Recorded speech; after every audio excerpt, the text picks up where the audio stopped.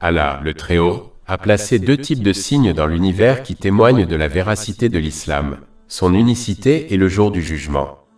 L'un de ces signes se trouve dans les enseignements du Saint-Coran et les hadiths du Saint-Prophète Muhammad, paix et bénédiction d'Allah sur lui. Étudiés avec un esprit ouvert et impartial, ces signes indiquent clairement la véracité de l'islam. Les autres signes sont inscrits dans la création. Quiconque médite sur les différentes créations de l'univers avec un esprit ouvert et impartial, appréciera la véracité de l'islam. Chapitre 3, Ali Imran, verset 190. En effet, dans la création des cieux et de la terre, et dans l'alternance de la nuit et du jour, il y a des signes. Lorsqu'on observe la création des cieux et de la terre, ainsi que les innombrables systèmes parfaitement équilibrés, il devient évident qu'un seul a créé et maintient l'univers. Par exemple, la distance parfaite entre le Soleil et la Terre est un signe clair, car la Terre ne serait pas habitable si le Soleil était légèrement plus proche ou plus éloigné d'elle. De même, la Terre a été créée de manière à créer une atmosphère équilibrée et pure, propice à la vie. Chapitre 3 Ali Imran, verset 190. L'alternance de la nuit et du jour sont des signes. La perfection des horaires des jours et des nuits, ainsi que leur durée variable tout au long de l'année, permettent aux hommes d'en tirer le meilleur parti. Si les jours étaient plus longs, les gens seraient épuisés par leurs longues heures. Si les nuits étaient plus longues, les gens n'auraient pas assez de temps pour gagner leur vie et acquérir d'autres choses utiles, comme le savoir.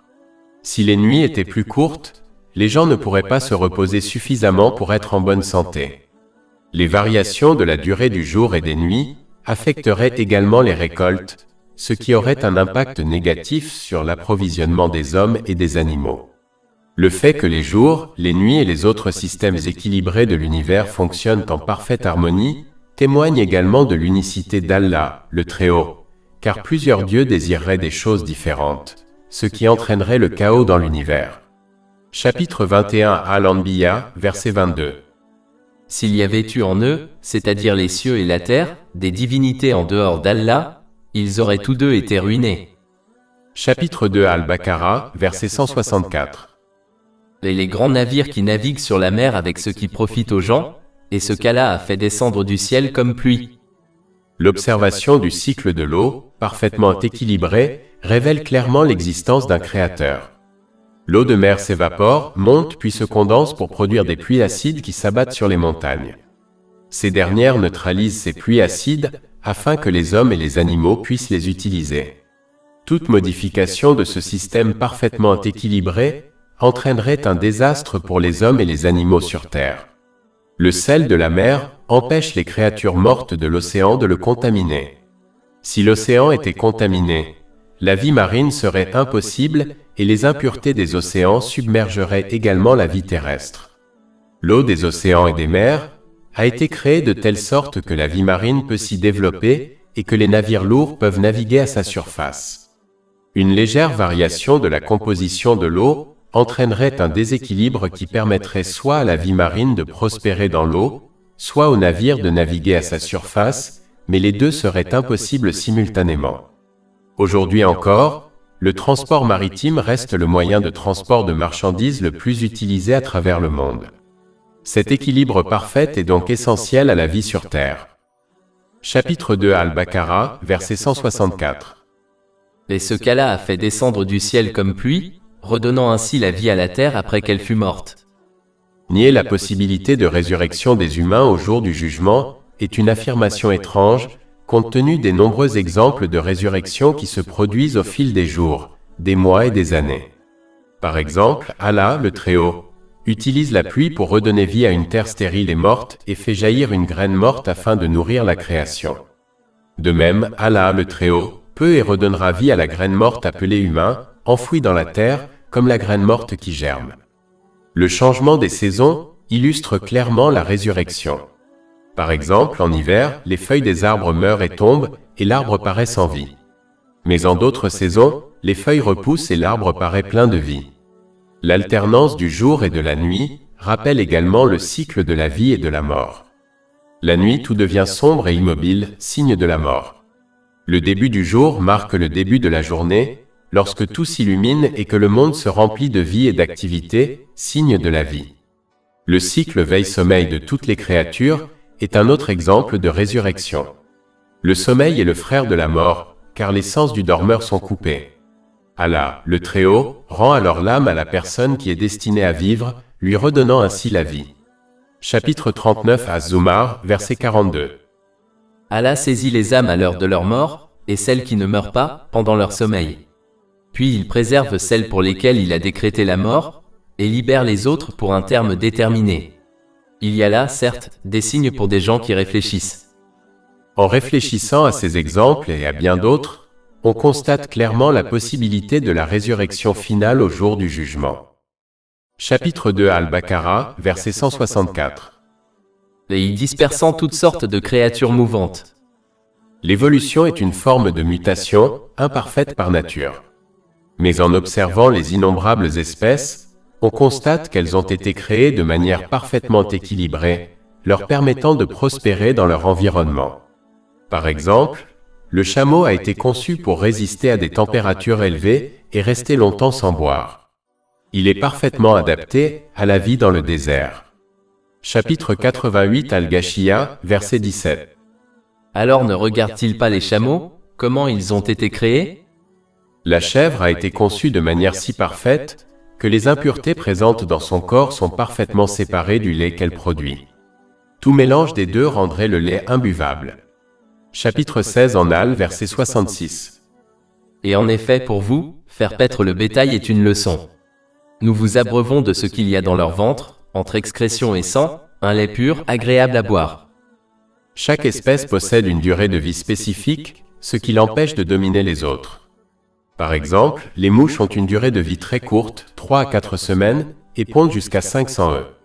Si leur durée de vie était plus longue, leur population deviendrait disproportionnée et les conduirait à supplanter toutes les autres espèces du monde. En revanche, d'autres créatures, dotées d'une très longue durée de vie, ne produisent que quelques petits. Cela permet, là encore, de modérer leur population. Tout cela ne peut être un accident, et l'évolution ne peut l'expliquer.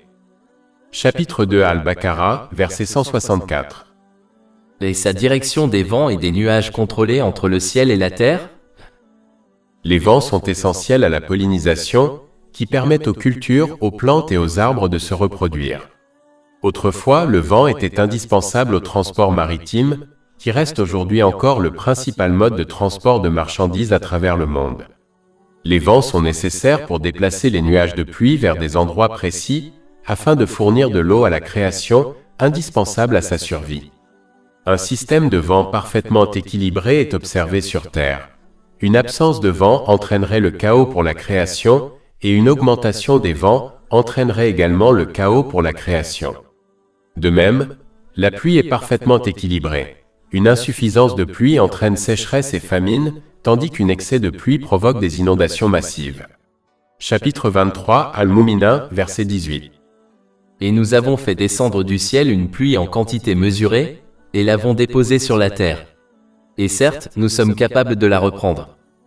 Ce système parfaitement équilibré ne peut pas être aléatoire et montre clairement la main du Créateur. Chapitre 3 Ali Imran, versets 190 à 191. Certes, dans la création des cieux et de la terre, et dans l'alternance de la nuit et du jour, il y a des signes pour les doués d'intelligence. Qui invoquent Allah debout, assis ou couché sur le côté? Les personnes douées de compréhension s'efforcent d'apprécier et de comprendre leurs origines et leur destinée en ce monde. Cette réflexion les conduira inévitablement à se souvenir de leur Créateur, Allah, le Très-Haut, car leur création n'est pas un événement fortuit et vain. De plus, celui qui croit sincèrement en Allah, le Très-Haut, se souviendra constamment de lui tout au long de sa journée. Il se souviendra de lui dans ses intentions, car il n'agit que pour lui plaire et ne recherche donc ni gratitude ni compensation de la part des autres. Il se souvient d'Allah, le Très-Haut, dans ses paroles, en prononçant des paroles positives ou en gardant le silence, comme le recommandent les enseignements de l'islam, comme le hadith du Sahih Muslim, numéro 176. Il se souvient d'Allah, le Très-Haut, dans ses actes, en utilisant correctement les bienfaits qu'il lui a accordés, conformément aux enseignements de l'islam. Celui qui se souvient ainsi d'Allah, le Très-Haut, atteindra la paix de l'esprit en trouvant un état mental et physique équilibré et en plaçant chaque chose et chaque personne dans sa vie. Chapitre 13 Ar-Ra'd, verset 28. Certes, c'est par l'évocation d'Allah que les cœurs trouvent la paix. Plus on se souvient d'Allah, le Très-Haut, plus on médite sur la création de l'univers. Celui qui médite sur tous ces systèmes parfaitement équilibrés ne peut logiquement nier l'existence d'un créateur unique, maître de toutes choses. De plus, en observant ces systèmes parfaitement équilibrés et d'autres au sein de la création des cieux et de la terre, on remarque un déséquilibre majeur, les actions des hommes. Celui qui fait le bien ne reçoit pas sa pleine récompense en ce monde, et celui qui fait le mal ne reçoit pas sa pleine punition, même s'il est puni par un gouvernement. Il est logique de comprendre que le Créateur unique, Allah, le Très-Haut, qui a équilibré tous les autres systèmes de l'univers, équilibrera un jour également les actions des hommes, le principal déséquilibre de ce monde. Pour que cet équilibre des actions se réalise, les actions des hommes doivent d'abord cesser. C'est le jour du jugement, où les actions des hommes seront jugées et équilibrées à jamais. Chapitre 3 Ali Imran, verset 191. Et réfléchissez à la création des cieux et de la terre en disant, « Notre Seigneur, tu n'as pas créé cela sans but, exalté sois-tu au-dessus d'une telle chose. Alors préserve-nous du châtiment du feu. » Mais ceux qui ont déjà décidé d'utiliser les bienfaits qui leur ont été accordés selon leurs propres désirs et de vivre selon un code de conduite qui correspond à leurs désirs ou à ceux des autres, n'apprécieront pas et ne seront pas affectés par les signes de l'univers qui indiquent clairement l'unicité d'Allah, le Très-Haut, l'importance de lui obéir sincèrement et l'inévitable jour du jugement. Ils feront donc un mauvais usage des bienfaits qui leur ont été accordés. En conséquence, ils développeront un état mental et physique déséquilibré et égareront tout et chacun dans leur vie. Leur attitude les empêchera donc d'atteindre la paix intérieure et mènera une vie misérable et déprimante, même s'ils jouissent des luxes de ce monde. Chapitre 9 At-Taba, verset 82. Qu'ils rient donc un peu, et pleurent beaucoup en récompense de ce qu'ils ont gagné. Et chapitre 20 versets 124 à 126. Et quiconque se détourne de mon rappel, certes, il aura une vie pénible. Et au jour de la résurrection, nous le rassemblerons aveugle. Il dira, « Seigneur, pourquoi m'as-tu ressuscité aveugle alors que je voyais ?» Allah dira, « Ainsi vous sont venus nos signes et vous les avez oubliés, et ainsi vous serez oubliés ce jour-là. » S'ils persistent à abuser des bienfaits qui leur ont été accordés, ils ne parviendront pas à se préparer adéquatement à rendre des comptes au jour du jugement. Par conséquent, leur châtiment dans l'au-delà sera bien pire et plus honteux que celui d'ici-bas, et rien ne pourra les en protéger. Chapitre 3 Ali Imran, verset 192. Notre Seigneur, quiconque tu fais entrer dans le feu, tu l'as déshonoré. Et les injustes n'ont pas de secoureur. Il faut donc, pour son propre bien, répondre à l'appel d'Allah le Très-Haut en ce monde, afin d'atteindre la paix de l'esprit dans les deux mondes avant la fin de son temps. Chapitre 3 Ali Imran, verset 193.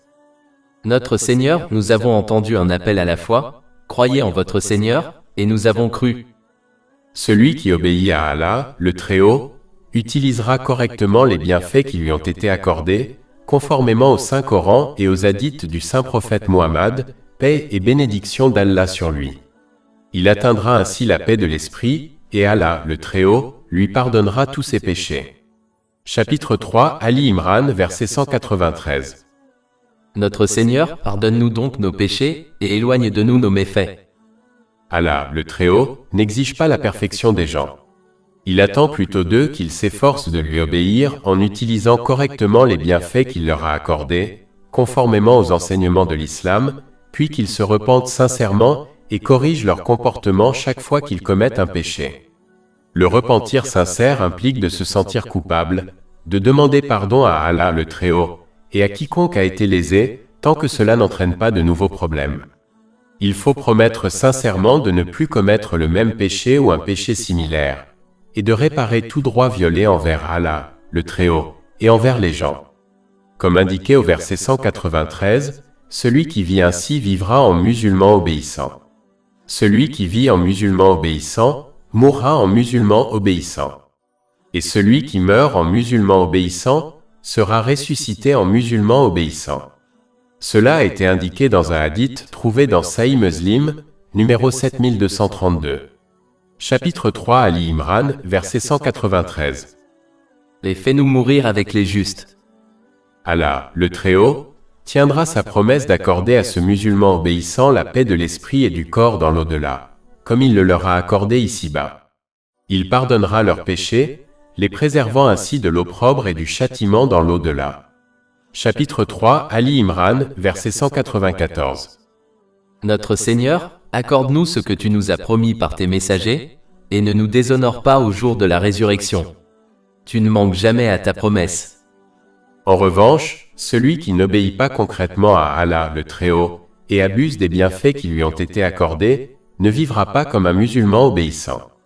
Il ne mourra donc pas en tant que musulman obéissant, et par conséquent, ne ressuscitera pas en tant que musulman obéissant au jour du jugement. En fait, cette personne court le grand danger de quitter ce monde sans sa foi. Il est essentiel de comprendre que la foi est comme une plante qui doit être nourrie par des actes d'obéissance pour s'épanouir et survivre. De même qu'une plante privée de nourriture, comme la lumière du soleil, mourra, la foi de celui qui ne la nourrit pas par des actes d'obéissance pourrait bien mourir. C'est la plus grande perte. Il faut éviter ce résultat en répondant concrètement à Allah, le Très-Haut, en ce monde, en lui obéissant sincèrement. Cela implique d'utiliser correctement les bienfaits qui nous ont été accordés, conformément aux enseignements de l'islam. Cela permettra d'atteindre un état mental et physique équilibré et de placer correctement chaque chose et chaque personne dans sa vie, tout en se préparant adéquatement à rendre des comptes au jour du jugement. Ce comportement garantira ainsi que chacune de nos intentions, paroles et actions seront bénéfiques dans les deux mondes. Chapitre 3 Ali Imran, verset 195.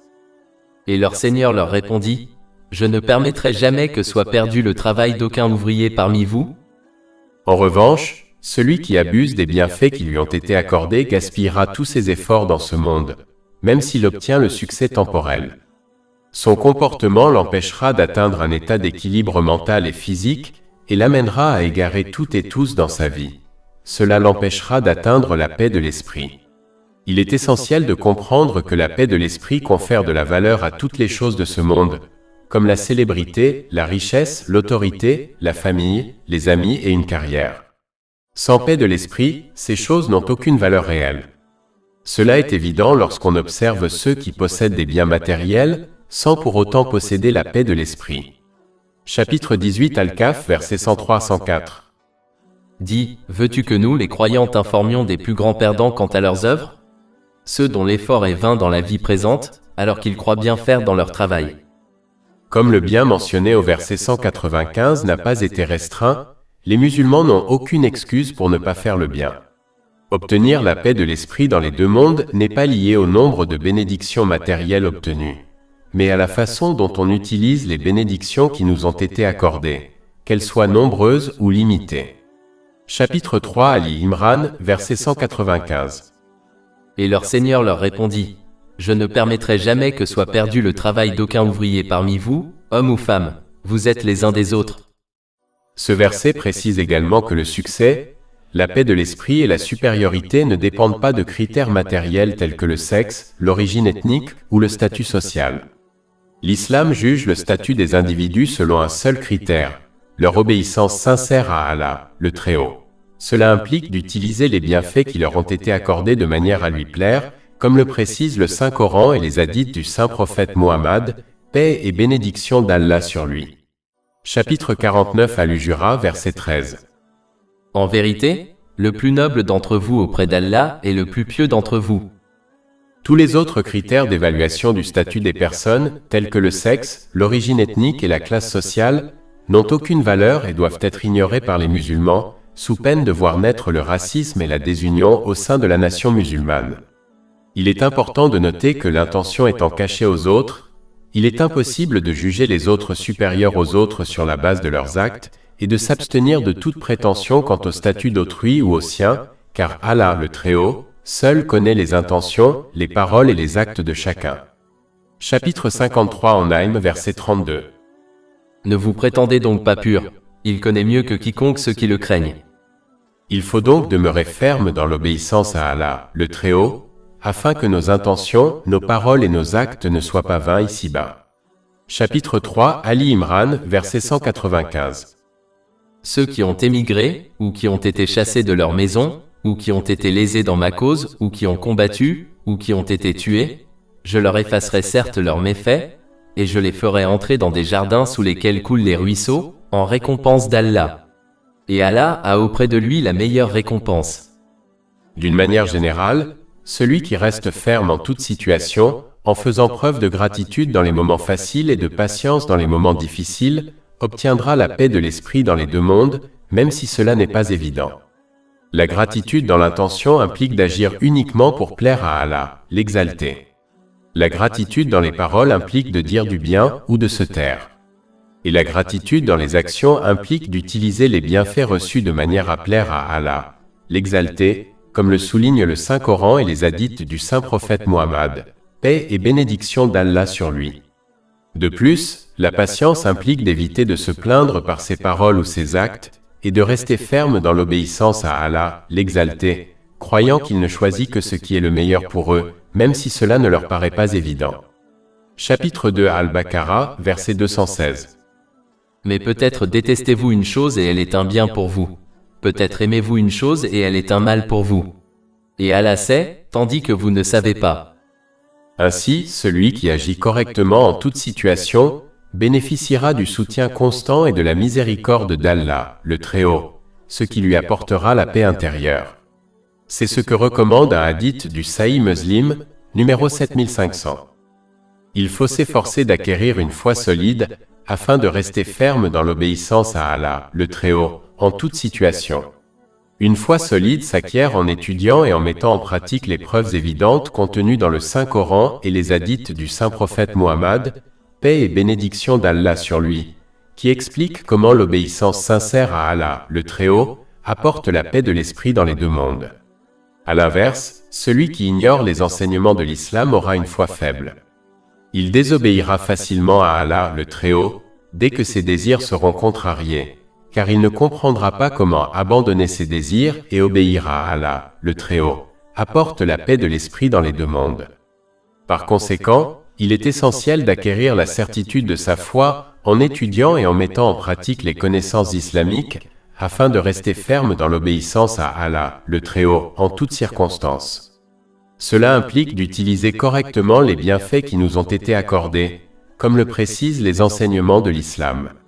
Cela leur permettra d'obtenir la paix de l'esprit dans les deux mondes, en obtenant un état mental et physique équilibré, et en plaçant correctement tout et chacun dans leur vie. De plus, plus la foi est forte, plus on peut apprécier la sagesse qui se cache derrière les difficultés rencontrées. Par exemple, celui qui possède une foi solide comprend qu'affronter les difficultés avec patience efface ses péchés mineurs. Ceci est conseillé dans un hadith de l'imam Bukhari, Adab al-Mufra, numéro 492. Il est bien préférable d'effacer ses péchés mineurs en affrontant les difficultés avec patience que de les retrouver face à Allah, le Très-Haut, au jour du jugement. De plus, une foi solide enseigne aux musulmans qu'une partie de l'épreuve de la vie ici-bas réside dans le fait que la sagesse qui se cache derrière les difficultés rencontrées ne lui sera pas révélée par la connaissance divine accordée aux saints prophètes, sur eux la paix. Chapitre 3 Ali Imran, verset 195.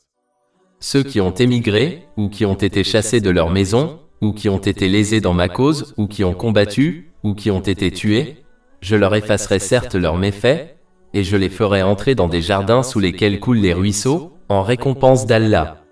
Et Allah a auprès de lui la meilleure récompense.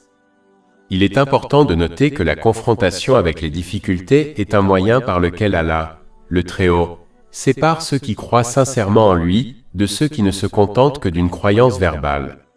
Chapitre 3 Ali Imran, verset 179. Allah ne laissera pas les croyants dans l'état où vous vous trouvez, jusqu'à ce qu'ils séparent le mal du bien. Les musulmans doivent donc rester fermes dans leur obéissance à Allah, le Très-Haut, en toute situation, qu'il s'agisse de facilité ou de difficulté. En réalité, affronter les difficultés tout en restant ferme dans leur obéissance à Allah, le Très-Haut, constitue le véritable test, car obéir à Allah, le Très-Haut, dans les moments de facilité, est souvent plus facile. Cette obéissance implique d'utiliser correctement les bienfaits qui nous ont été accordés, comme le précisent les enseignements islamiques. Chapitre 29 Al-Ankabut, versets 2 et 3. Les gens pensent-ils qu'on les laissera dire « Nous croyons » sans qu'ils soient éprouvés? Or, nous avons éprouvé ceux qui les ont précédés. Allah révélera certainement ceux qui sont véridiques, et il révélera certainement les menteurs. Allah, le Très-Haut, avertit ensuite les gens de ne pas se laisser tromper par le répit qu'il leur accorde, car il n'est que d'une durée limitée. Chapitre 3 Ali Imran, verset 196. Ne vous laissez pas tromper par le mouvement débridé des mécréants à travers le pays. Il faut donc profiter du répit qu'il nous accorde, en nous repentant sincèrement et en modifiant notre comportement avant la fin de ce délai. Le repentir sincère implique de se sentir coupable, d'implorer le pardon d'Allah le Très-Haut, et de quiconque a été lésé, tant que cela n'entraîne pas de nouveaux problèmes. Il faut promettre sincèrement de ne plus commettre le même péché ou un péché similaire, et de réparer les torts causés à Allah, le Très-Haut, et aux hommes. Mais si l'on ne profite pas du répit qui nous est accordé, il ne faut pas croire qu'on ne sera pas tenu responsable de ses choix, simplement parce que cette responsabilité n'a pas été immédiatement imposée. Un châtiment différé n'équivaut pas à une absence totale de châtiment. Chapitre 3 Ali Imran, verset 197. Ce n'est que un petit plaisir. Alors leur refuge final est l'enfer, et misérable est le lieu de repos. Celui qui persiste à désobéir à Allah, le Très-Haut, en faisant un mauvais usage des bienfaits qui lui ont été accordés, ne doit donc pas se laisser tromper par l'idée qu'il obtiendra le succès et la paix de l'esprit. Sa désobéissance ne fera que le déséquilibrer mentalement et physiquement, l'amener à égarer toutes et tous dans sa vie, et l'empêchera de se préparer adéquatement à sa responsabilité au jour du jugement. Par conséquent, il n'atteindra pas la paix de l'esprit et mènera une vie pleine de misère, de troubles et de difficultés, même s'il jouit des luxes de ce monde. Ce résultat est flagrant lorsqu'on observe ceux qui font un mauvais usage des bienfaits qui leur ont été accordés, comme les riches et les célébrités. Chapitre 3 Ali Imran, verset 197. Ce n'est que un petit plaisir.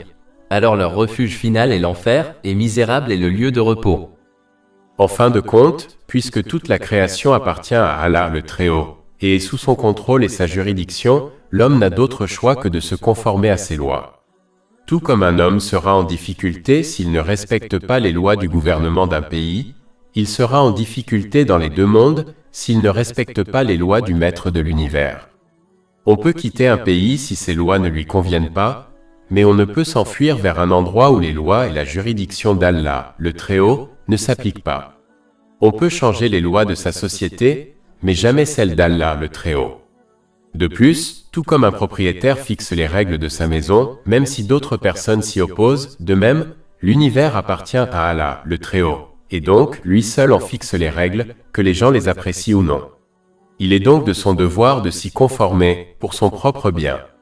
Celui qui comprend cela se conformera aux préceptes d'Allah, le Très-Haut, et s'efforcera de lui obéir en utilisant les bienfaits qui lui ont été accordés de manière à lui plaire, comme le précise le Saint-Coran et les hadiths du Saint-Prophète Muhammad, paix et bénédiction d'Allah sur lui. On peut soit s'efforcer d'apprendre la sagesse des commandements et des interdictions d'Allah, le Très-Haut, afin de comprendre leurs bienfaits pour soi et pour la société en général, et comment ils conduisent à la paix du corps et de l'esprit dans les deux mondes, soit se livrer à ses passions et rejeter les enseignements de l'islam.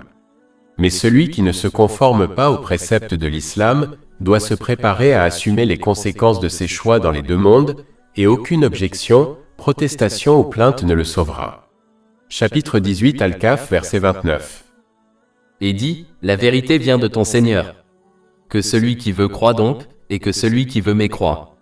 Nous avons préparé pour les injustes un feu, dont les murs les entoureront. Et s'ils implorent le secours, ils seront secourus par une eau semblable à une huile trouble qui leur brûle le visage. Quelle mauvaise boisson, et quel mauvais repos!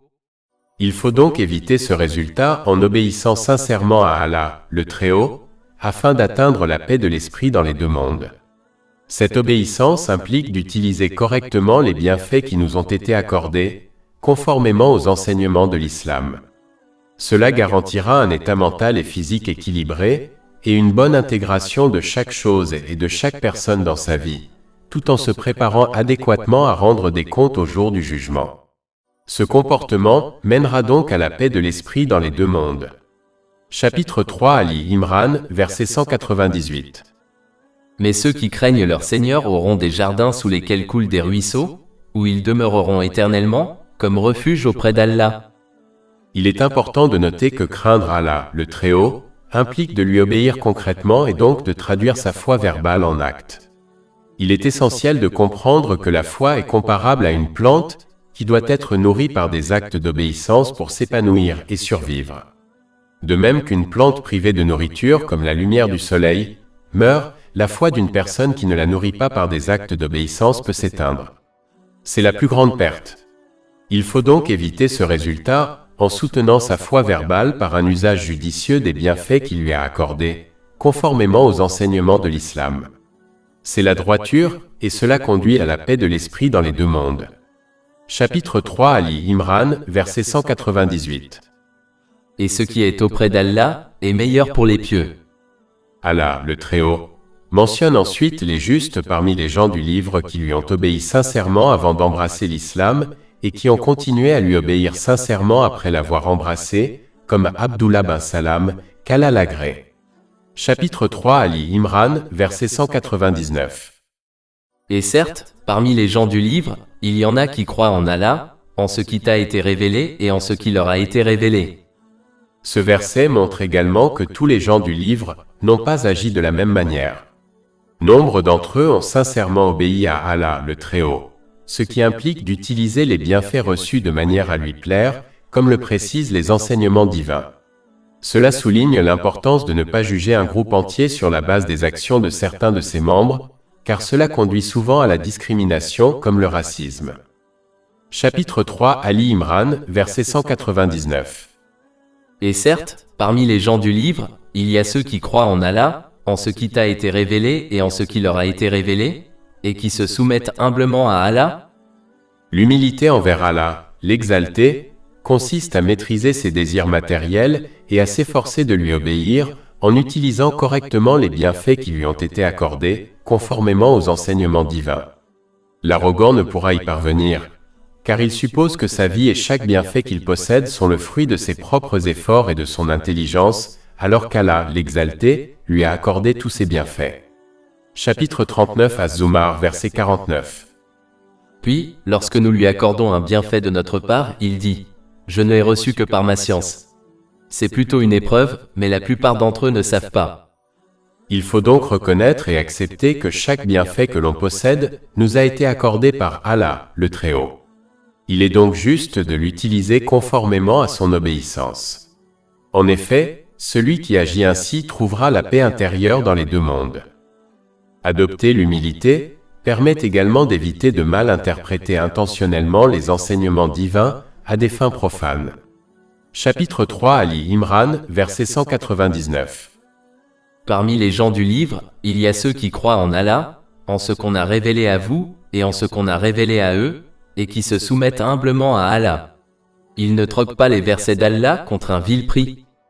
Tout ce que l'on gagne en désobéissant à Allah, le Très-Haut, sera toujours insignifiant comparé à la paix de l'esprit et au succès que l'on obtiendrait en lui obéissant sincèrement. En fait, tout ce que l'on obtient en désobéissant à Allah, le Très-Haut, deviendra pour lui une source de stress et de problèmes dans les deux mondes, car il ne peut échapper au contrôle d'Allah, le Très-Haut, même s'il jouit de luxe matériel. Chapitre 53 en Naïm, verset 43. Et c'est lui qui fait rire et pleurer. Et chapitre 9 At-Taba, verset 82. Qu'ils rient donc un peu, et pleurent beaucoup en récompense de ce qu'ils ont gagné. De plus, quiconque désobéit à Allah le Très-Haut, fera inévitablement un mauvais usage des bienfaits qui lui ont été accordés. Cela engendrera un déséquilibre mental et physique, égarera tout et chacun dans sa vie, et l'empêchera de se préparer adéquatement à rendre des comptes le jour du jugement. Par conséquent, il mènera une vie de misère, de stress et de difficultés, et son châtiment dans l'au-delà sera bien pire. Chapitre 3 Ali Imran, verset 199. Parmi les gens du livre, il y a ceux qui croient en Allah, en ce qu'on a révélé à vous, et en ce qu'on a révélé à eux, et qui se soumettent humblement à Allah. Ils ne troquent pas les versets d'Allah contre un vil prix. Malheureusement, certains érudits musulmans interprètent intentionnellement les enseignements de l'islam de manière erronée, afin de les adapter à leur école de pensée, et évitent délibérément d'aborder les connaissances islamiques qui les contredisent. Ils agissent ainsi par crainte de perdre leurs disciples, qui leur accordent des dons et un respect surnaturel. L'érudit qui se comporte ainsi a été mis en garde contre l'enfer dans un hadith rapporté dans Sunan Ibn Majah, numéro 253. De plus, les musulmans doivent éviter de se laisser égarer par l'imitation aveugle des autres et s'efforcer plutôt d'apprendre et d'appliquer les enseignements de l'islam. Cela leur permettra de rester fidèles aux enseignements corrects du Saint-Coran et aux traditions du saint prophète Muhammad, paix et bénédiction d'Allah sur lui, au lieu de se comporter comme du bétail qui suit aveuglément les opinions des autres. L'islam critique sévèrement l'imitation aveugle des autres pour cette raison et encourage donc les musulmans à apprendre et à appliquer les enseignements de l'islam avec compréhension. Chapitre 12 Yusuf, verset 108. Dis, voici mon chemin, j'appelle à Allah avec discernement, moi et ceux qui me suivent. Celui qui s'efforce d'apprendre et de mettre en pratique les enseignements de l'islam obéira à Allah, le Très-Haut, comme il se doit. Cela lui apportera la paix intérieure. Chapitre 3 Ali Imran, verset 199. Ceux-là auront leur récompense auprès de leur Seigneur. Que l'on choisisse la voie de l'obéissance qui mène à la paix de l'esprit, ou celle de la désobéissance à Allah, le Très-Haut, qui mène au malheur dans les deux mondes, on subira les conséquences de ses intentions, de ses paroles et de ses actes dans les deux mondes. Chapitre 3 Ali Imran, verset 199. Certes, Allah est prompt à rendre compte. Après avoir expliqué la différence entre le bien et le mal, Allah, le Très-Haut, appelle les musulmans à s'efforcer de suivre le droit chemin afin d'atteindre la paix de l'esprit. Lorsqu'Allah, le Très-Haut, appelle les croyants dans le Saint-Coran, son appel est souvent lié à la concrétisation de leur foi verbale. En effet, une foi verbale sans acte a peu de valeur en islam. Les actes sont la preuve et l'évidence nécessaires pour obtenir récompense et miséricorde dans les deux mondes. Tout comme un arbre fruitier n'est utile que lorsqu'il produit des fruits, de même, la foi n'est utile que lorsqu'elle produit de bonnes actions. Chapitre 3 Ali Imran, verset 200. Ô vous qui avez cru, soyez patients. La patience consiste à éviter de se plaindre de ses difficultés, que ce soit par ses actes ou ses paroles, et à maintenir une obéissance sincère à Allah, le Très-Haut, tout au long de l'épreuve. Cette obéissance implique d'utiliser les bienfaits reçus de manière à lui plaire, comme le précise le Saint-Coran et les hadiths du saint prophète Muhammad, paix et bénédiction d'Allah sur lui. La base de la patience réside dans l'apprentissage et la mise en pratique de la connaissance islamique. Plus on apprend et met en pratique la connaissance islamique, plus on comprend que tout ce qu'Allah, le Très-Haut, choisit est le meilleur pour tous, même si cela ne lui paraît pas évident, car les difficultés rencontrées recèlent des sagesses cachées. Par exemple, de nombreux événements de ce genre sont évoqués dans les enseignements islamiques, comme l'histoire du saint prophète Joseph, paix et bénédiction d'Allah sur lui, séparé de ses parents par ses frères alors qu'il était encore jeune, abandonné dans un puits sombre et profond, vendu comme esclave et injustement jeté en prison.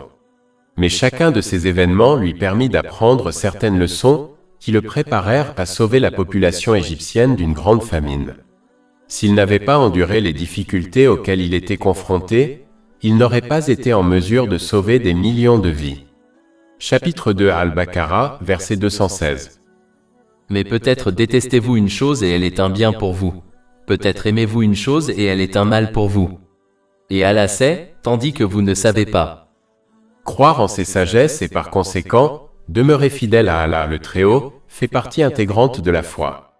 Il est facile de croire en Allah, le Très-Haut, et de le louer dans les moments de facilité, mais la véritable épreuve survient lorsque l'on rencontre des difficultés et que l'on continue à lui obéir et à le louer. L'étude des enseignements islamiques permet également de comparer ces difficultés à celles d'autres personnes, plus aimées d'Allah, le Très-Haut, et qui ont enduré de plus grandes difficultés. Cette comparaison permet de minimiser ses propres difficultés, ce qui favorise la patience. On peut également y parvenir en observant d'autres personnes de sa même époque, confrontées à des difficultés plus grandes. Les enseignements islamiques permettent également de comprendre l'importance du destin et l'inéluctabilité de chaque événement de la vie, qu'il soit facile ou difficile. Se plaindre de quelque chose d'inévitable et d'inéluctable ne mènera à rien. On ne ferait que perdre les innombrables récompenses qu'on pourrait obtenir en patientant face à l'inévitable difficulté à laquelle on est destiné. Chapitre 39 Az-Zumar, verset 10. Le patient recevra sa récompense sans compte, c'est-à-dire sans limite. Une personne a donc le choix entre affronter un événement inévitable avec patience et obtenir une récompense inestimable, ou affronter un événement inévitable avec impatience et perdre la récompense qu'elle aurait dû obtenir. Dans les deux cas, elle y fera face et il est donc logique d'en tirer profit dans les deux cas. Chapitre 57 d'Al-Hadid, versets 22 à 23. Aucun malheur ne frappe la terre ni vous-même, sans qu'il ne soit consigné avant que nous ne le créions. Cela est certes facile pour Allah, afin que vous ne désespériez pas de ce qui vous a échappé. L'étude des enseignements islamiques permet également de comprendre que les désirs de ce monde ne sont pas forcément les meilleurs pour soi. Chapitre 2, Al-Baqarah, verset 216. Mais peut-être détestez-vous une chose et elle est un bien pour vous. Peut-être aimez-vous une chose et elle est un mal pour vous. Et Allah sait, tandis que vous ne savez pas. Chacun a de nombreux exemples de cette vérité dans sa vie. Il y a beaucoup de choses qu'une personne désire, croyant que c'est son bien, mais qui deviennent une source de stress. Et il y a beaucoup de choses qu'elle déteste, croyant que c'est mauvais pour elle, mais qui deviennent une source de bien. Celui qui comprend cela sera moins impatient face à des situations contraires à ses désirs, car il comprend que faire face à la situation est ce qu'il y a de mieux pour lui, même si cela ne lui paraît pas évident. De plus, tout comme l'or est purifié par la chaleur, de même, l'homme acquiert de la force mentale en affrontant les difficultés. Ceux qui sont habitués à une vie facile connaissent souvent des crises de nerfs face à des difficultés, même mineures, comme les problèmes conjugaux.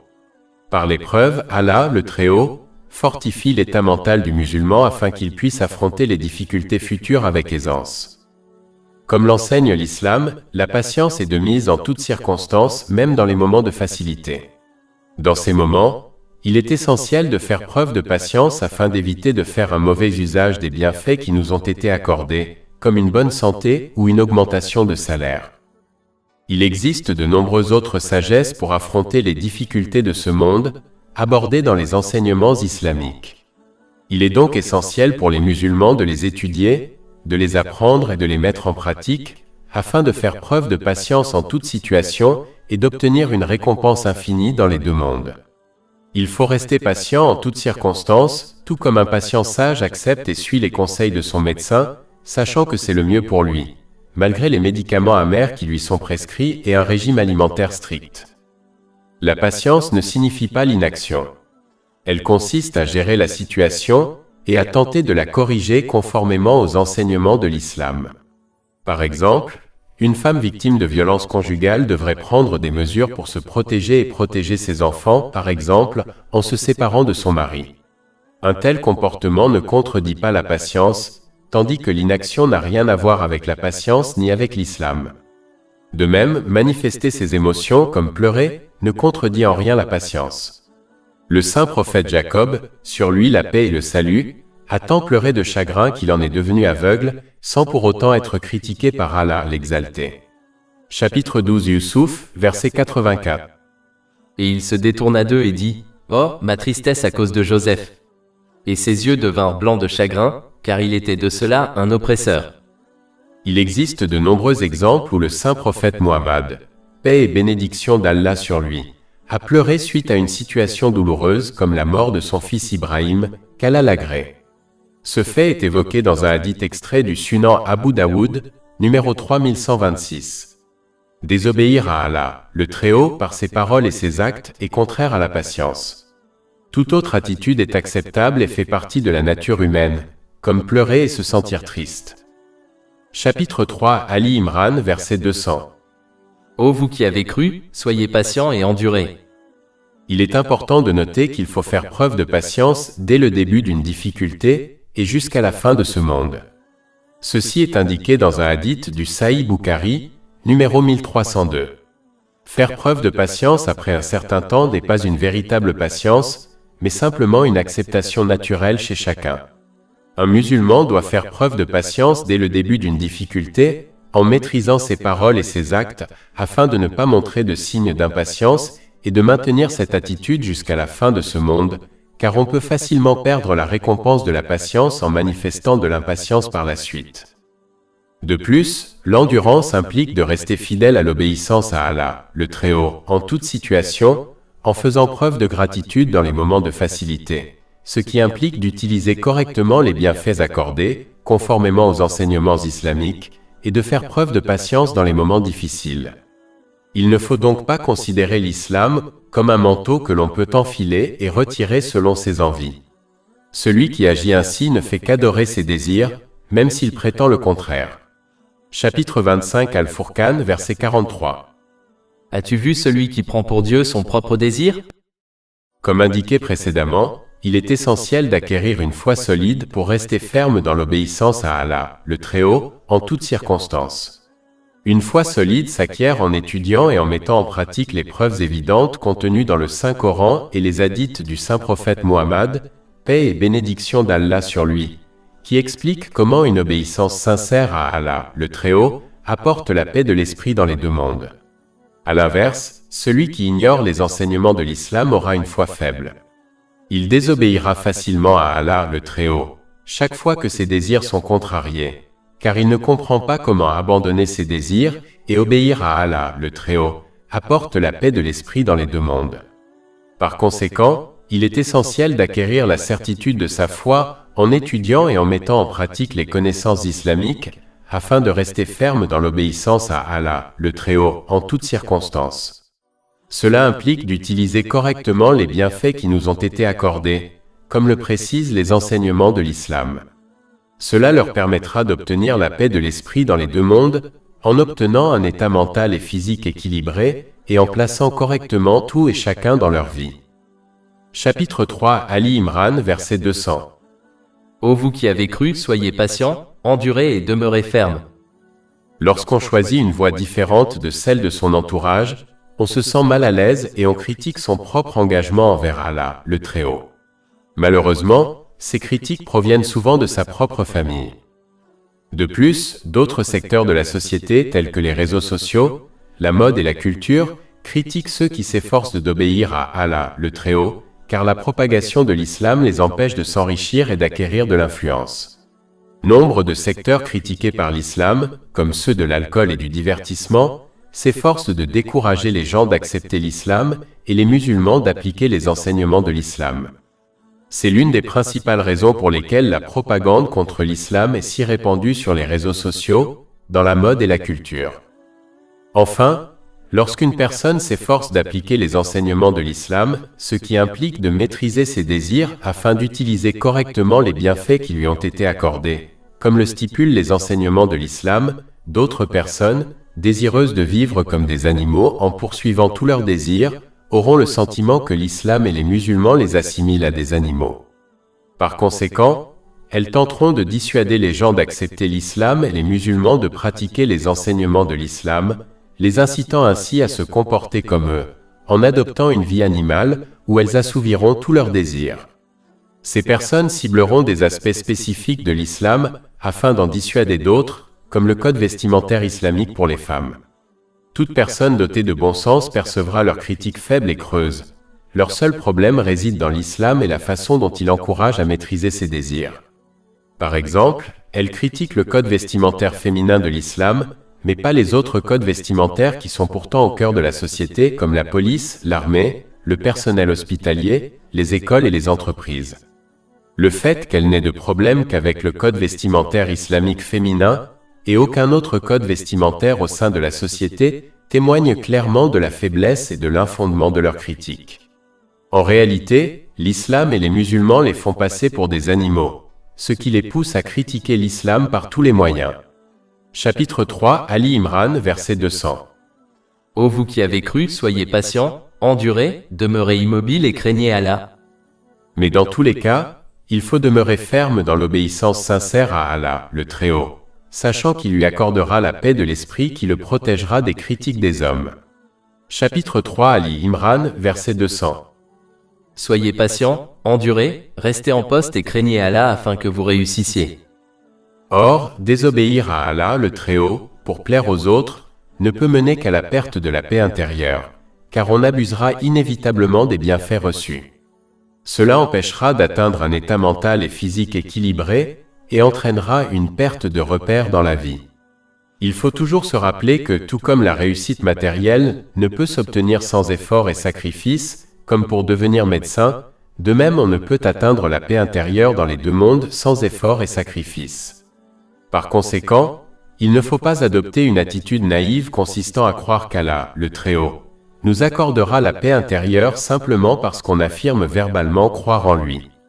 Lutter pour obéir à Allah, le Très-Haut, en utilisant correctement les bienfaits reçus, conformément aux enseignements islamiques, est nécessaire pour atteindre la paix intérieure dans les deux mondes.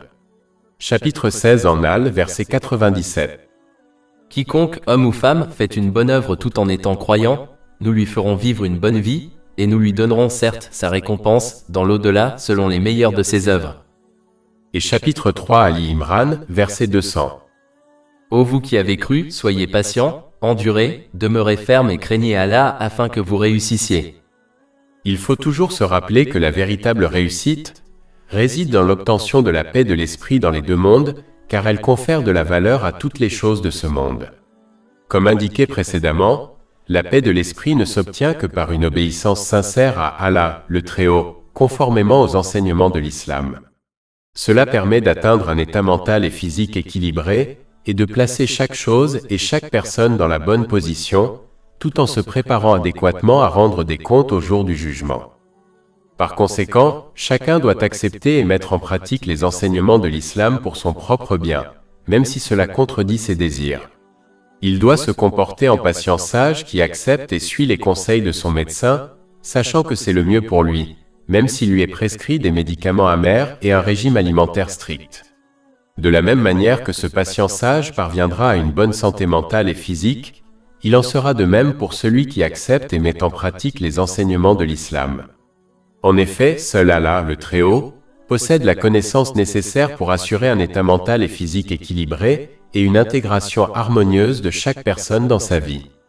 La connaissance de l'état mental et physique des humains que possède la société ne suffira jamais à atteindre ce résultat, malgré toutes les recherches menées. En effet, ils ne peuvent résoudre tous les problèmes rencontrés, leurs conseils ne peuvent éviter tous les types de stress mental et physique, ni permettre une intégration harmonieuse de chaque personne dans sa vie, en raison de leur connaissance, de leur expérience, de leur clairvoyance et de leurs préjugés limités. Allah, le Très-Haut, seul détient cette connaissance et l'a accordée à l'humanité sous la forme du Saint-Coran et des hadiths du Saint-Prophète Mohammed, paix et bénédiction d'Allah sur lui. Cette vérité est évidente lorsqu'on observe ceux qui utilisent les bienfaits qui leur ont été accordés, conformément aux enseignements de l'islam, et ceux qui ne le font pas. Même si, dans la plupart des cas, les patients ne comprennent pas la science des médicaments qui leur sont prescrits, et font donc aveuglément confiance à leur médecin, Allah, le Très-Haut, invite les gens à réfléchir aux enseignements de l'islam afin d'en apprécier les effets positifs sur leur vie.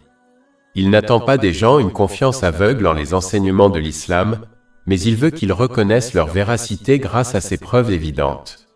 Mais cela exige une approche impartiale et ouverte des enseignements de l'islam. Chapitre 12 Yusuf, verset 108. Dis, voici mon chemin, j'appelle à Allah avec discernement, moi et ceux qui me suivent. De plus, comme Allah, l'exalté, est le seul maître des cœurs spirituels des gens, la demeure de la paix intérieure, il décide seul qui l'obtient et qui l'ignore. Chapitre 53 en Naïm, verset 43. Et c'est lui qui fait rire et pleurer. Et il est clair qu'Allah, le Très-Haut, n'accorde la paix qu'à ceux qui font bon usage des bienfaits qu'il leur a accordés. Chapitre 3 Ali Imran, verset 200. Ô vous qui avez cru, soyez patients, endurez, demeurez fermes et craignez Allah afin que vous réussissiez. Plus de 500 livres électroniques, livres audio, infographies, podcasts et blogs gratuits disponibles sur notre site web www.chekpod.com.